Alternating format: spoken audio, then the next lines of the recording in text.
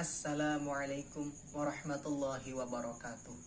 Innal hamdalillah nahmaduhu wa nasta'inuhu wa nastaghfiruh wa na'udzu billahi min syururi anfusina wa min sayyiati a'malina may yahdihillahu fala mudhillalah wa may yudlil fala hadiyalah.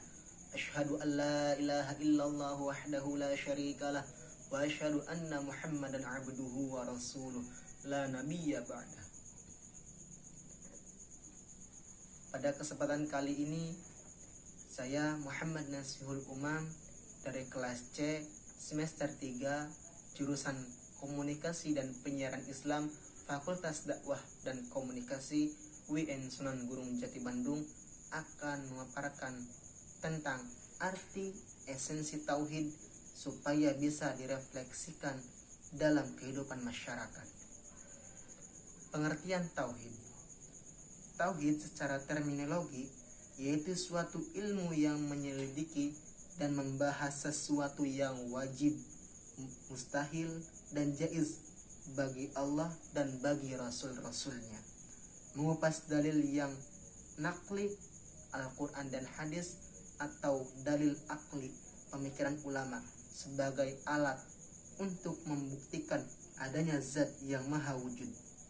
Ditinjau dari segi etimologi, kata tauhid merupakan bentuk masdar dari kata wahada yuwahidu wahda yang memiliki arti mengesahkan atau menunggalkan.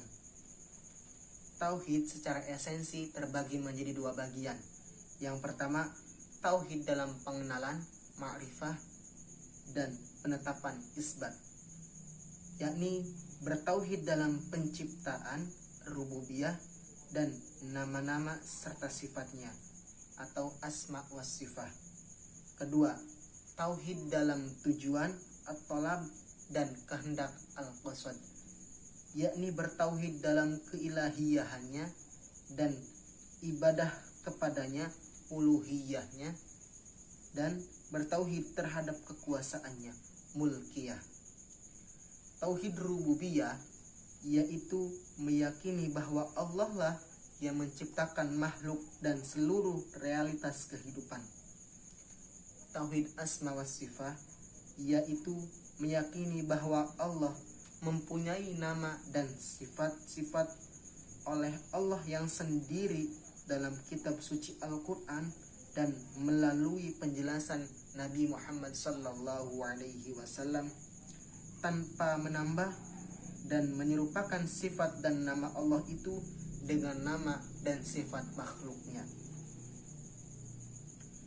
Tauhid uluhiyah yaitu meyakini bahwa hanya Allah lah zat, Tuhan yang benar atau hak dan wajib disembah, serta melakukan penyembahan atau penyembahannya hanya kepada Allah semata. Tauhid mulkiyah yaitu meyakini hanya Allah lah penguasa yang wajib ditaati segala aturannya. Refleksi tauhid dalam kehidupan sehari-hari. 1. Tidak mempersekutukan Allah Subhanahu wa ta'ala. Mempersekutukan artinya menyembah Tuhan selain Allah Subhanahu wa ta'ala. Mempersekutukan dalam ajaran agama Islam disebut dengan syirik, dan orang yang melakukan syirik dinamakan musyrik. Syirik merupakan dosa yang sangat besar, bahkan derajatnya terletak di atas dosa-dosa besar yang lain. Karena itu syirik merupakan hal yang paling berbahaya dan paling dikutuk oleh Allah Subhanahu wa ta'ala. Bahkan syirik merupakan dosa yang tidak bisa diampuni, sebagaimana Allah berfirman dalam surah An-Nisa ayat 116. A'udzu billahi minasyaitonir rajim. Bismillahirrahmanirrahim. Innallaha la yaghfiru an yushraka bihi wa yaghfiru ma duna dzalika liman yasha. Wa may yusyrik billahi faqad dhalla dhalalan ba'ida. Yang artinya, sesungguhnya Allah tidak mengampuni dosa mempersekutukan sesuatu dengan Dia, dan Dia mengampuni dosa selain dari itu bagi siapa yang dikehendakinya. Barang siapa yang mempersekutukan sesuatu dengan Allah, sesungguhnya dia telah tersesat sejauh-jauhnya. Quran Surah An-Nisa ayat 116. Cinta kepada Allah Subhanahu wa Ta'ala. Allah berfirman dalam Surah An-Nisa ayat 49 dan 50. A'udzu billahi minasyaitonir rajim. Bismillahirrahmanirrahim. Nabbi ibadi inni anal ghafurur rahim. Wa anna 'adzabi huwal 'adzabul alim. Yang artinya, kabarkanlah kepada hamba-hambaku bahwa sesungguhnya aku Maha Pengampun lagi Maha Penyayang, dan bahwa sesungguhnya siksaku adalah siksa yang amat pedih. Quran Surah Al-Hijr ayat 49 dan 50. Imam Ghazali menerangkan bahwa tanda-tanda orang yang cinta kepada Allah ialah sebagai berikut ini. 1. Orang yang selalu ingat akan mati. 2. Orang yang sukarela ingin berkurban untuk Allah. 3. Orang yang mencintai firman Allah yaitu Al-Quran dan mencintai Rasulullah SAW. 4. Orang yang merasa ringan dan senang hati beribadah kepada Allah. 5. Orang yang akan cinta kepada orang-orang yang berbakti kepada Allah dan benci kepada kaum kafir dan munafik.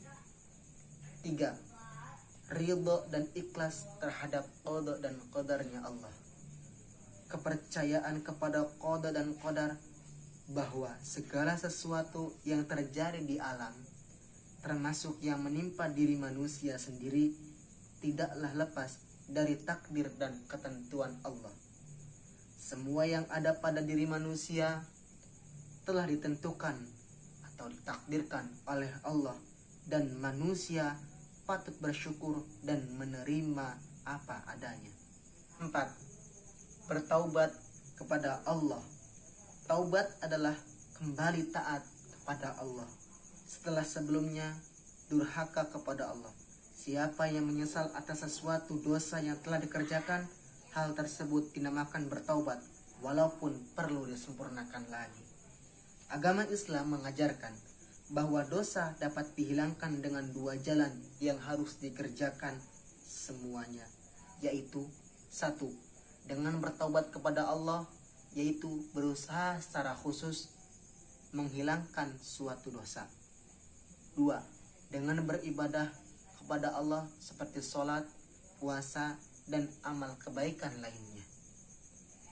Taubat hendaknya dilakukan dengan mengerjakan rukun-rukun taubat yang terdiri dari 1. Berhenti dari maksiat. 2. Menyesal atas dosa-dosa yang telah dikerjakan. 3. Berjanji dengan bersungguh-sungguh untuk tidak mengulangi perbuatan dosa lagi. 4. Dalam hal dosa kepada orang lain, hendaknya ditambah dengan menyelesaikan persoalan dengan orang lain yang bersangkutan. 5. Bersyukur kepada Allah. Syukur yaitu mempergunakan segala sesuatu pemberian dari Allah pada fungsinya masing-masing sesuai dengan yang sudah ditentukan. Aktualisasinya dalam kehidupan sehari-hari seperti 1. Merasa gembira atas sesuatu pemberian orang lain yang kita terima. 2. Menyatakan kegembiraan itu dengan ucapan dan perbuatan. 3. Memelihara pemberian dengan baik-baik dan mempergunakan sesuai dengan yang dikehendaki oleh si pemberi. 4. Membalas pemberian Allah dengan mempergunakan karunia Allah menurut yang diridai Allah, dan membalas pemberian manusia dengan pemberian pula, sekurang-kurangnya dengan doa. Cukup sekian dari saya, kurang lebihnya mohon maaf. Wallahul muwafiq ila aqwamit thariq. Wassalamualaikum warahmatullahi wabarakatuh.